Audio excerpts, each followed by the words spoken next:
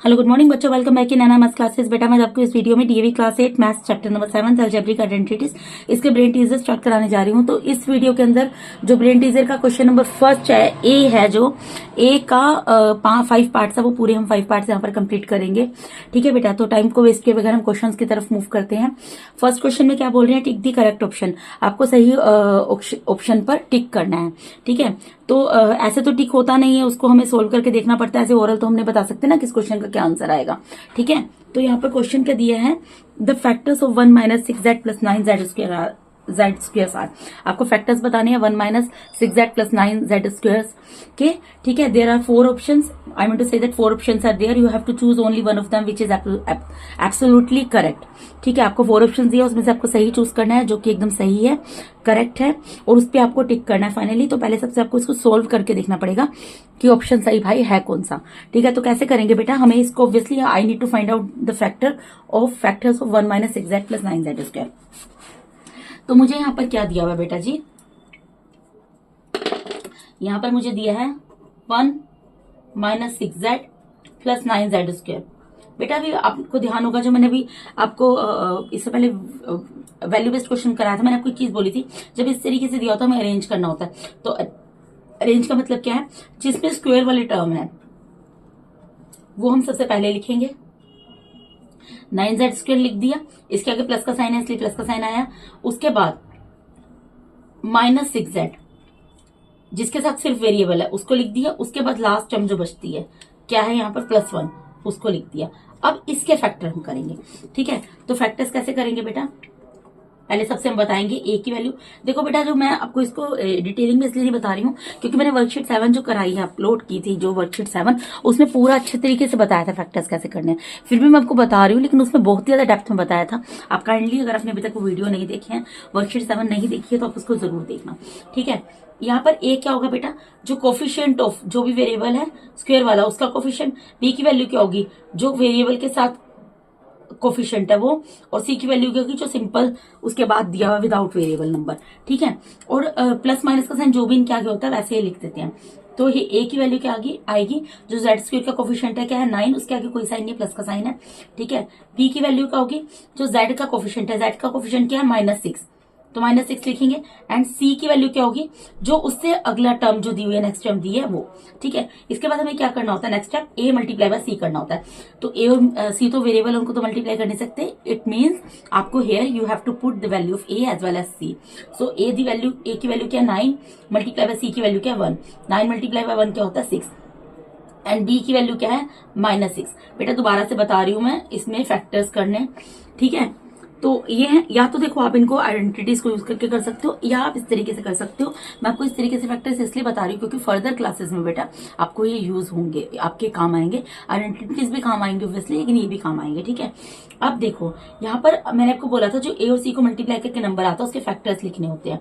तो यानी कि किसके फैक्टर्स लिखने हैं हमें, फैक्टर्स ऑफ 9। अब 9 के फैक्टर क्या लिखेंगे, 9 के फैक्टर क्या लिखेंगे बेटा, देखो हमें ऐसे फैक्टर लेने हैं जिनको आपस में मल्टीप्लाई करके तो 9 आए, लेकिन जिनको आपस में प्लस या माइनस करके -6 आए।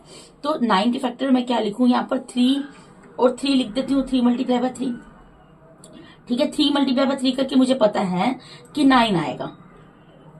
मेरी ये रिक्वायरमेंट तो हो गई फुलफिल यहाँ से, लेकिन मुझे क्या चाहिए, -6 चाहिए। तो -6 कैसे आएगा, 3 और 3 को यूज करके। अगर मैं यहाँ -3 कर दूं और यहाँ -3 कर दूं, ठीक है, यानी कि अगर मैं -3 यहाँ पर लिख दूं तो यहाँ पे -6 आ जाएगा, और -3 और -3 को मल्टीप्लाई करूंगी तब भी 9 नहीं आएगा। आप समझे मैंने क्या चीज बोली, मैंने ये चीज बोली बेटा 9 के फैक्टर मुझे ऐसे चाहिए, ऐसे दो नंबर चाहिए जिनको आपस में मल्टीप्लाई करूं तो 9 आए, प्लस का 9 आए, और उन्हीं दो नंबर्स को जब मैं आपस में प्लस या माइनस करूं तो 6 आए, -6 आए। ठीक है, अब मैंने जब 3 और 3 को मल्टीप्लाई किया 9 आ रहा है, लेकिन 3 और 3 को आपस में प्लस करके 6 आता, -6 तो नहीं आता। लेकिन अगर मैं इन दोनों 3 के आगे माइनस का साइन लगा दूं तो क्या हो जाएगा, -3 क्या होता है, माइनस माइनस प्लस होता है, और साइन माइनस का आता है, तो -6 आ जाएगा। तो इससे क्या होगा, मेरा रिक्वायरमेंट यहाँ पर फुलफिल हो जाएगा। तो यानी कि मैं फैक्टर्स में क्या लूंगी, -3 एंड -3, क्योंकि वैसे भी हमें मिडिल टर्म जो होती है उसको स्प्लिट करना होता है। मैं दोबारा से यहाँ पर लिख देती हूँ, हमें क्या दिया हुआ है यहाँ पर 9z² - 6z +1, हमें मिडिल टर्म क्या है -6z, इसको स्प्लिट करना है और -6z ही आना चाहिए जो हम सोल्व करें, ठीक है। फर्स्ट और last term as it is उतर जाती है, तो 9z² तो 9z² रहेगा, क्योंकि वेरिएबल z है इसलिए हम क्या लिखेंगे -3z, जो भी आपका आ रहा है फैक्टर्स उनके साथ यहाँ पर क्वेश्चन में जो भी वेरिएबल दिया वो वेरिएबल साथ में लिखते हैं। +1, फर्स्ट और लास्ट टर्म तो एज इट इज उतरती है, मिडिल टर्म स्प्लिट होती है, ठीक है। अब इसके बाद नेक्स्ट स्टेप क्या करना होता है, इसमें कॉमन लेना होता है और इसमें कॉमन लेना होता है, ठीक है। पहले 2 टर्म में कॉमन लेना, आगे की 2 टर्म में कॉमन लेना है, ठीक है। इन दोनों में क्या कॉमन आ सकता है बेटा, 3 कॉमन आ सकता है और z कॉमन आ सकता है। तब जब 3 और z कॉमन लेंगे, यहाँ 3 के टेबल में 9 कब आता है, 3 पर आता है, 3 3 9 और 2 टाइम्स z था, 1 टाइम z बाहर चला गया तो 1 टाइम z यहाँ पर बच गया, माइनस की जगह माइनस का साइन, 3z पूरा बाहर चला गया तो 1 आ गया, ठीक है। 3z से अगर आप किसी भी नंबर को किसी नंबर से डिवाइड करते तो 1 तो आता है ना, तो 1 आ गया। अब यहाँ पर क्योंकि मुझे यहाँ माइनस का साइन बनाना है, ठीक है, तो इसलिए मुझे यहाँ पर माइनस का साइन कॉमन निकालना पड़ेगा। क्यों निकालना पड़ेगा बच्चे, क्योंकि अगर माइनस का साइन कॉमन नहीं निकालूंगी, सिर्फ 1 कॉमन निकालूंगी, अगर सपोज मैं यहाँ पर सिर्फ +1 निकाल लूंगी तो यहाँ क्या आएगा अंदर -3z और -1, -3z +1 आएगा, लेकिन मुझे तो 3z -1 चाहिए ना, क्योंकि मुझे अंदर के बेसिकली साइन चेंज करनी है, इसलिए मैं यहाँ पर माइनस का साइन कॉमन निकालूंगी। और इन दोनों में क्या कॉमन आ सकता है, 1 आ सकता है। अब मैंने यहाँ 1 कॉमन निकाला, माइनस का साइन कॉमन निकाला, इससे क्या हुआ, ये जो 3z माइनस का था ये क्या हो जाएगा, यहाँ पर प्लस का हो जाएगा, और ये जो प्लस का 1 है ये क्या हो जाएगा, यहाँ पर माइनस का 1 हो जाएगा। अब ये दोनों ब्रैकेट मुझे एक जैसे करने थे, ये दोनों एक जैसे बन गए हैं, ठीक है। यानी कि क्या आ गया, 3z -1, एक बार इसको लिख देते हैं 3z -1 और एक बार इस ब्रैकेट को लिख देते हैं 3z -1। अब 3z -1 इसकी पावर 1 है, इसकी पावर 1 है, मल्टीप्लाई का साइन है, बेस सेम है, तो पावर्स क्या होती है, ऐड हो जाती है। जब पावर्स ऐड होंगी तो क्या बन जाएगा, 3z -1 होल की पावर 2 आंसर। तो यानी कि फर्स्ट पार्ट का आंसर क्या आ गया बेटा, ये थर्ड 3z -1 का स्क्वायर, ठीक है। तो देखो अब ये बिना सोल्व किए हम लिख सकते थे इसका आंसर, ये नहीं लिख सकते थे ना, सोल्व करके देखना पड़ता है बेटा, इसलिए ठीक है। अब इसके सेकंड पार्ट में मूव करते हैं। सेकंड पार्ट तो बहुत ही ज्यादा इजी है। देखो यहाँ पर ये क्या पड़ी हुई चीज है, आपको पड़ी हुई चीजें सारी है, मतलब इसमें कुछ करके देखने की जरूरत नहीं, मेरे कहने का मतलब है। यहाँ पर बोल रहे हैं which of the following is an algebraic identity, इनमें से कौन सी अलजेब्रिक आइडेंटिटी। अब बेटा आपने इतने सारे क्वेश्चन कर लिए, आप मुझे एक चीज बताओ, a माइनस बी का होल स्क्वायर ही क्या होता है, a square minus 2ab plus B square. यहाँ पे प्लस आ रहा है, माइनस आना चाहिए और यहाँ प्लस आना चाहिए, तो ये तो नहीं है आइडेंटिटी, ठीक है। उसके बाद a माइनस बी का होल स्क्वायर ही क्या होता है, a square minus 2ab plus B square. यहाँ तो a square minus B square दे दिया, ये भी नहीं है। उसके बाद थर्ड क्या दिया है, a माइनस बी का होल स्क्वायर, ये क्या होता है, a square minus 2ab plus B square. यहाँ पे माइनस आ रहा है तो ये भी नहीं है।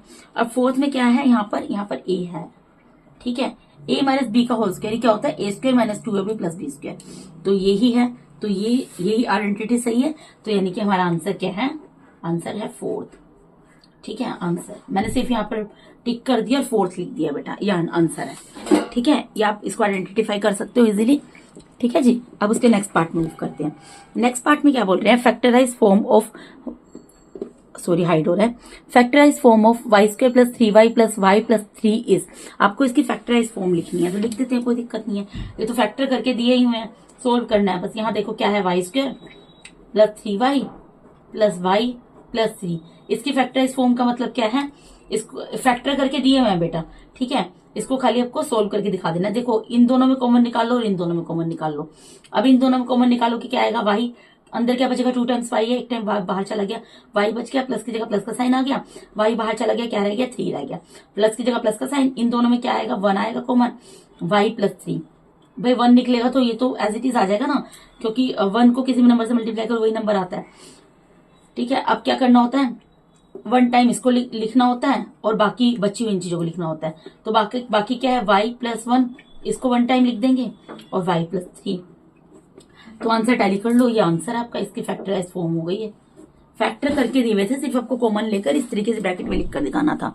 आप समझ गए होगे मैं क्या चीज बोल रही हूँ। तो इसमें आंसर टैली करो, कहां पर है आपका आंसर, कहां पर है बेटा इसका, यहाँ पर इसका आंसर ये रहा, y plus 1 y plus 3, third part, ठीक है जी, ठीक है बेटा। अब अगले पार्ट में मूव करते हैं, ठीक है। अब यहाँ पर क्या बोल रहे हैं, factorise form of P square minus 17p minus 38 is, इसकी फैक्टराइज फॉर्म बतानी है, यानी कि इसकी फैक्टर करके बतानी है। सिंपल है, कर देती है।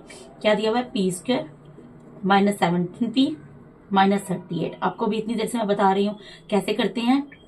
पहले लिखेंगे here a is equals to, a की वैल्यू क्या है बेटा, जो पी स्क्वायर का कोफिशिएंट होगा, कुछ भी नहीं है तो 1 है, ठीक है। बी क्या है, जो पी का कोफिशिएंट होगा विथ साइन -17, एंड सी की वैल्यू क्या है -38, जो आपका थर्ड टर्म है, ठीक है। उसके बाद क्या करना होता है, ए और सी को मल्टीप्लाई करना होता है, तो 1 मल्टीप्लाई बाय -38 कर देंगे, क्या आएगा बेटा -38, ठीक है। एंड बी क्या आएगा -17, ठीक है। उसके बाद हमें क्या करना होता है, ए और सी के फैक्टर्स लिखने होते हैं, तो फैक्टर्स ऑफ किसके लिखने हैं, -38 के या 38 के, -38 मैंने लिख दिया, कोई दिक्कत नहीं है। 38 के फैक्टर करो भाई, 38 के फैक्टर इस तरीके से करो कि जो नंबर आप लोगे उनको मल्टीप्लाई करके तो -38 आए और प्लस या माइनस करके -17 आए, ठीक है। तो देखो अगर मैं 19 2 कर दूं तो 38 आता है, ठीक है, 38 आ जाएगा। और अब यहाँ -17 चाहिए, इन दोनों को मल्टीप्लाई कर रहे हो तो 38 आ रहा है, ठीक है। अब मैं इसको यहां पर क्या करूं कि -17 आंसर आए, आप खुद सोचो मैं क्या कर सकती हूँ। ऑब्वियसली अगर मैं इसके आगे माइनस का साइन लगा दूंगी, इसके आगे प्लस का साइन लगा दूंगी तो -17 आ जाएगा, क्योंकि मैंने यहाँ -19 लिखा है तो मैं यहाँ पर भी माइनस लगा दूंगी तो यहाँ भी -38 आ जाएगा। समझे मैंने क्या बोला, मैंने सबसे पहले क्या किया, 38 के फैक्टर लिखकर दिखा दिए, ठीक है। 38 के फैक्टर क्या है, 19 और 2, ठीक है। 19 और 2 लिख दिया, 19 को 2 से मल्टीप्लाई करते हैं 38 आता है, लेकिन हमें -38 चाहिए, अभी मैंने इसको स्किप कर दिया। अब मुझे यहाँ पर चाहिए इन दोनों नंबर्स को, 19 और 20 को यूज करके -17 चाहिए, तो मैंने यहाँ 19 लिखा या 2 लिखा और इक्वल्स टू में -17 लिखा। अब -17 कहाँ कैसे आएगा, आप खुद सोच कर देखो। अगर मैं यहाँ 19 के आगे माइनस का साइन लगा दूं और प्लस का साइन 2 के आगे लगा दूं तो माइनस प्लस माइनस होता है, 19 में से 2 जाएंगे माइनस आएगा, और साइन बड़े नंबर का आता है, बड़ा number because 19 is greater than 2, ये बड़ा नंबर है, इसके आगे माइनस का साइन लगा दिया तो माइनस प्लस माइनस होता है, साइन बड़े नंबर का आ गया तो -17 आ गया। क्योंकि मैंने यहाँ पर -19 यूज किया तो मैं यहाँ भी माइनस लगा दिया, 19 के आगे -19 और 2 -38 आ गया, ये रिक्वायरमेंट भी हमारी फुलफिल हो गई, समझे। तो इस तरीके से आप चेक कर सकते हो बेटा कि आपको क्या करना है क्या नहीं करना है, ठीक है। पहले सबसे फैक्टर लिख देना हमेशा, जब फैक्टर लिख दोगे तो आप देखना इन दोनों को यूज करके अब मैं -17 या जो भी चीज चाहिए उन दो नंबर्स को यूज करके कैसे ला सकती हूँ, ठीक है। आपकी पहली रिक्वायरमेंट फुलफिल होने के बाद कई बार ऐसा, अभी के लिए आप इतना समझो, यानी कि फैक्टर्स क्या हो गए, -19 एंड +2, ठीक है। तो फैक्टर्स लिख देते हैं, यहाँ पर क्या है, p² -17p -38, हमें तो मिडिल टर्म को स्प्लिट करना है, मिडिल टर्म को ही करना है ना, फर्स्ट और थर्ड टर्म तो एज इट इज रहेगी, तो ये क्या आ गया बेटा, p² की जगह p² आ गया, -19p, जो भी वेरिएबल होता है साथ में वो लिख देते हैं, ये हमने जो बनाया वही लिख रही हूँ, -19 + 2 बनाया था ना वही लिखा है, और क्योंकि p वेरिएबल है क्वेश्चन में इसलिए p साथ में लिख दिया। अब इन दोनों में कॉमन लेना है और इन दोनों में कॉमन लेना है, इन दोनों में कॉमन क्या आएगा बेटा, p कॉमन आएगा, p² में से p चला गया, 1 टाइम p चला गया, p बच गया, माइनस यहाँ p बाहर चला गया, 19 बच गया, फिर प्लस की जगह प्लस का साइन यहाँ 2 आ जाएगा, 2 बाहर चला गया, p आ गया, माइनस की जगह माइनस का साइन, इसको डिवाइड करोगे तो आएगा 19, ठीक है। अब इस ब्रैकेट को 1 टाइम लिखना होता है और बाकी बची हुई टर्म को 1 टाइम एक ब्रैकेट में लिखना होता है, तो बाकी क्या बचा है, p + 2 इसको लिख दिया, और यहाँ क्या p -19, ये आपका होगा इस क्वेश्चन का आंसर। अब आप टैली कर लो, आपके बुक इसमें कहाँ दिया हुआ है, p -19 + 2, ये फर्स्ट पार्ट है इसका, तो यानी कि इसका फर्स्ट पार्ट जो है वो आपका आंसर है, ठीक है बेटा, समझ आया आपको। अब देखिए इसके नेक्स्ट पार्ट में मूव करते हैं, इसके ई पार्ट पर।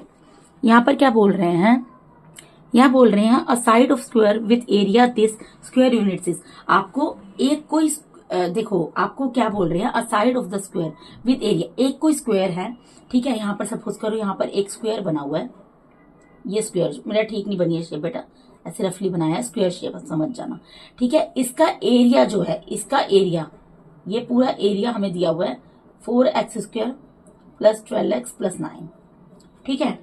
स्क्वायर यूनिट्स ये हमें दिया हुआ है,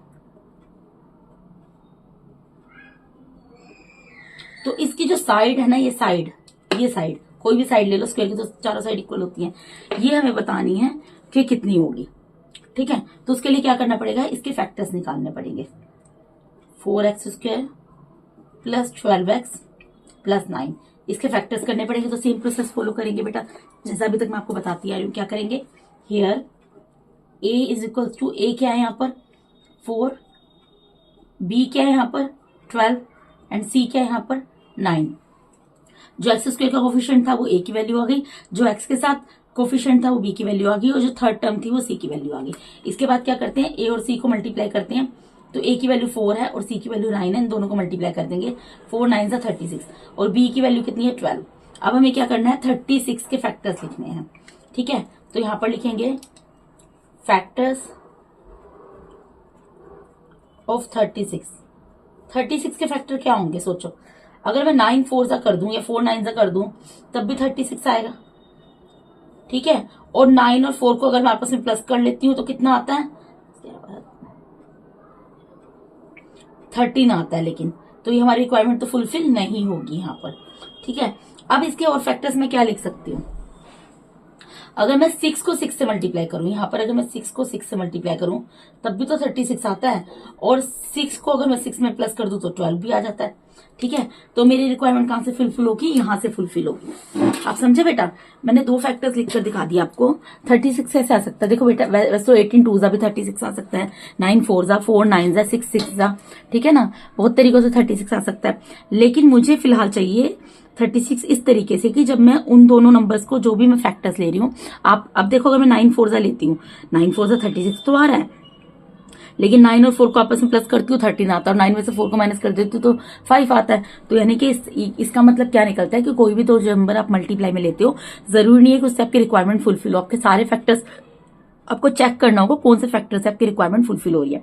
जैसे कि मैंने 9 4 सा किया 36 आ गया, लेकिन 9 और 4 को आपस में प्लस करके भी 12 नहीं आ रहा, और 9 में से 4 को माइनस करके भी 12 नहीं आ रहा, तो ये मेरा यहाँ पर नहीं चलेगा। फिर मैंने देखा 36 के वो कौन से फैक्टर्स हो सकते हैं, तो मैंने 6 सा ले लिया। अब 6 और 6 को मल्टीप्लाई करती हूँ 36 आता है, प्लस का 36 चाहिए, आ रहा है, ठीक है, बहुत अच्छी बात है। उसके बाद अगर मैं 6 में 6 को प्लस करती हूँ तो 12 आता है, प्लस का 12 आ रहा है, बहुत अच्छी बात है, यही हमें रिक्वायरमेंट फुलफिल करनी है। यानी कि मैं यहाँ पर फैक्टर क्या लूंगी, जब मिडिल टर्म को स्प्लिट करूंगी बच्चे, तो यहां पर मैं क्या लूंगी, 6x प्लस 6x। ओके, चलो अब करते हैं क्वेश्चन। तो फर्स्ट टर्म तो एज इट इज रहती है, मिडिल टर्म को स्प्लिट किया 6x प्लस 9। ठीक है, अब इसके बाद नेक्स्ट स्टेप क्या करना होता है, इन दोनों में कॉमन लेना होता है और इन दोनों में कॉमन लेना होता है। इन दोनों में ले लो भाई देखो 4x, x दोनों के पास है, x तो कॉमन आएगा, और 4 और 6 के टेबल में आते हैं, 2 के टेबल में आते हैं, तो 2 भी कॉमन आ गया, तो 2x कॉमन निकल गया। अब यहाँ 2x कॉमन निकाला है, 4 कब आता है 2 के टेबल में 2 पर, और एक x बाहर चला गया, तो कितने x बच गए, एक x बच गया, प्लस की जगह प्लस का साइन। अब 2 के टेबल में 6 कब आता है 3 पर, x तो बाहर निकल गया, तो अंदर क्या आ गया 2x प्लस 3, प्लस का साइन। अब 6 और 9, x तो कॉमन नहीं निकल सकता, ठीक है ना, क्योंकि x एक ही पास है, जो सबके पास चीज होती है वो कॉमन निकलती है। 6 और 9 में क्या कॉमन आ सकता है, 3 के टेबल में दोनों आते हैं, 3 कॉमन आ जाएगा, तो 3 के टेबल में 6 कब आता है 2 पर, x साथ में उतर जाएगा क्योंकि x तो बाहर गया नहीं है, प्लस की जगह प्लस का साइन आएगा। 3 के टेबल में 9 कब आता है 3 पर, ठीक है जी। तो यानी कि इसको 1 टाइम लिखेंगे और बाकी बचे हुए टर्म को 1 टाइम लिखेंगे, यानी कि क्या आ गया 2x plus 3 and 2x plus 3। अब इसके अंदर एक ट्विस्ट है। ट्विस्ट क्या है बेटा, देखो आपको ये चीज समझनी पड़ेगी कि हमारा जो एरिया होता है, ये हमें क्या दिया हुआ था, एरिया दिया हुआ था, एरिया ऑफ स्क्वायर दिया हुआ था। एक मिनट देखती हूँ पीछे स्पेस, हाँ मैंने पीछे स्पेस छोड़ा है, मैं पीछे करके दिखाती हूँ क्वेश्चन। ये हमें क्या दिया हुआ है, एरिया ऑफ स्क्वायर दिया हुआ है।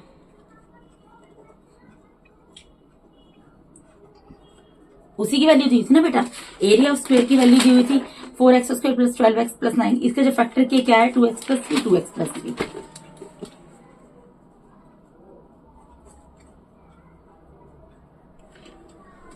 समझे मैंने क्या चीज बोली है, मैंने बोला ये एरिया ऑफ स्क्वायर की वैल्यू दी हुई थी आपको, ठीक है, जो दी हुई थी वो लिख दी। अब एरिया ऑफ स्क्वायर का फॉर्मूला क्या होता है, साइड का स्क्वायर, ठीक है। और इन दोनों को भी मैं क्या लिख सकती हूँ, ये देखो ये दोनों एक जैसे हैं, इनकी पावर 1 है, बीच में मल्टीप्लाई का साइन है, पावर्स ऐड हो जाएंगी, जब बेस सेम होता है पावर्स ऐड हो जाती हैं, तो इसको क्या लिख सकते हैं, I can write it as 2x plus 3 whole square, ठीक है, इसके पूरे का होल स्क्वायर लिख सकती हूँ। अब अगर मैं इन दोनों साइड को कंपेयर करूं, by comparing both sides,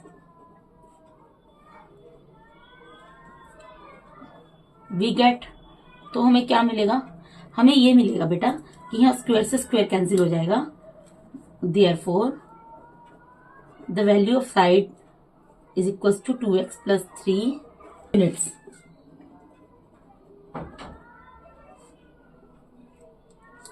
answer. ठीक है, तो अगर हमने दोनों साइड को कंपेयर किया तो हमें क्या मिल गया, साइड की वैल्यू क्या मिल गई 2x+3 यूनिट्स। क्योंकि बेटा आपको पता है किसी भी चीज का जो एरिया होता है, स्क्वायर का हो रेक्टेंगल का हो, वो स्क्वायर में निकलता है, लेकिन जब हम उसकी साइड निकालते हैं तो स्क्वायर में नहीं निकलती है। ठीक है, स्क्वायर में नहीं निकलती है, तो ये यूनिट्स में निकली है, तो आंसर क्या गया 2x+3 यूनिट्स। ठीक है, ये आपका, तो इसके साथ ही बेटा मैंने यहाँ पर आपको DAV class 8 maths chapter number 7 algebraic identities के ब्रेन टीजर का question number 1 with their all parts यहाँ पर कंप्लीट करा दिया है। अगर आप मेरे चैनल पे नहीं है और अगर आप लोग को मेरा टीचिंग मेथड अच्छा लगता है बेटा, तो काइंडली मुझे सपोर्ट कीजिए। सपोर्ट आप कर सकते हैं, मेरे चैनल को सबसे पहले सब्सक्राइब कीजिए, मेरे वीडियोस को लाइक कीजिए, अपने फ्रेंड्स के साथ शेयर कीजिए। अगर आपको कोई भी डाउट है तो आप कमेंट बॉक्स में क्वेरी पुट कीजिए, मैं उसको डेफिनेटली सॉर्ट आउट करूंगी। और आप किस स्कूल के स्टूडेंट है, अगर आप मेरे वीडियोस को देख रहे हैं तो काइंडली अपने स्कूल का नाम और अपना नाम मेंशन कीजिए बेटा। And thank you so much once again for watching my YouTube videos beta. Thank you so much once again. God bless all of you.